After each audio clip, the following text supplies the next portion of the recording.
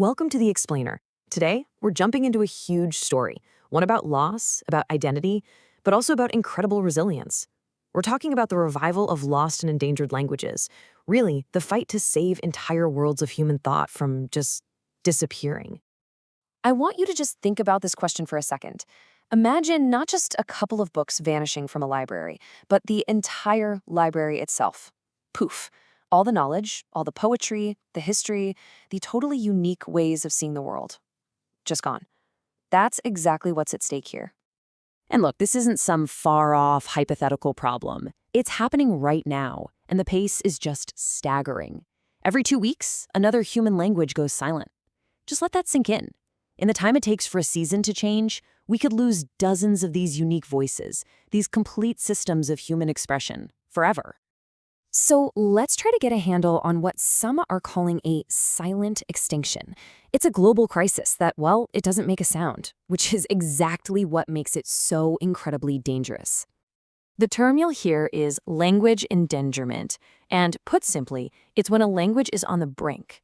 It happens when parents, for all sorts of reasons, social pressure, needing a job, or even outright government suppression, stop passing their native tongue down to their kids.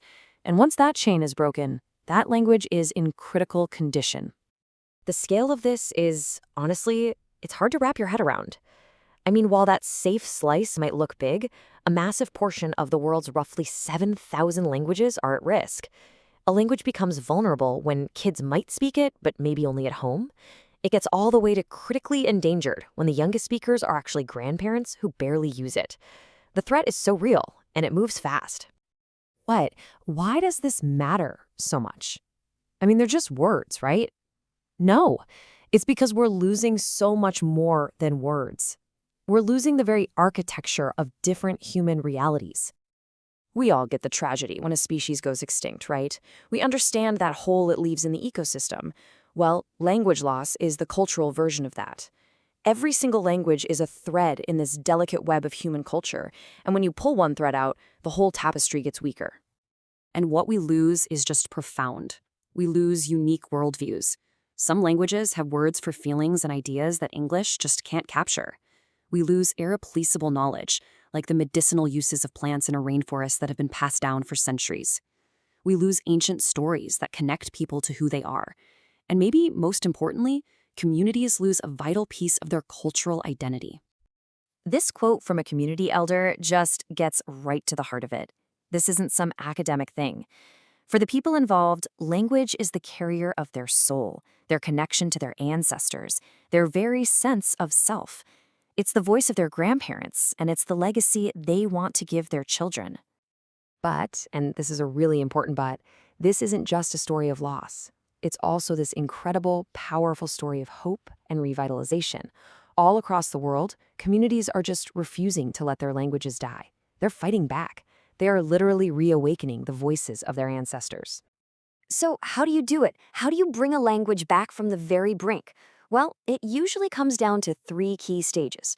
First up is documentation. Linguists and community members are in a race against time to record the last fluent speakers, creating dictionaries, creating digital archives. Then comes education, building school programs and so-called language nests for the little kids. And finally, immersion.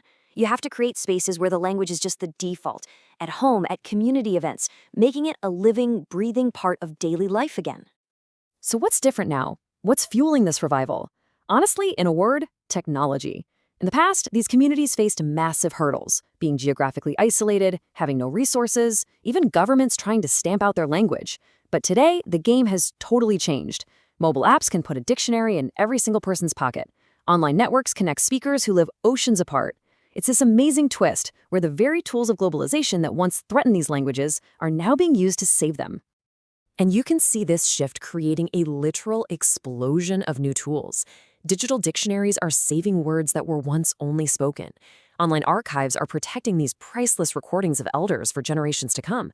And learning apps are actually making it fun and easy for young people to connect with our heritage. It's a real game changer. Okay, so let's zoom out. This isn't just about saving specific languages for a few specific communities. This is about preserving the entire spectrum of human ingenuity and why that linguistic diversity is a treasure for every single one of us. If there's one thing you walk away with, it's this. Every single language that has ever existed is a complete, unique library of human experience. It's a monument to our species' creativity and our ability to adapt. Protecting that diversity isn't about looking backwards. It's about making sure we carry the richest possible toolkit of human knowledge and perspective with us into the future. So, what are the big takeaways here? 1, language extinction is a real, rapid, and ongoing crisis. 2, the loss isn't trivial. It devastates culture, knowledge, and identity. 3, and this is the hopeful part, communities are leading these powerful revival movements. And 4, technology has become an absolutely critical ally in this fight. And that kind of leaves us with one last question. And this isn't just for linguists or for the communities themselves. It's a question for all of us. The collective story of humanity is told in thousands and thousands of different tongues.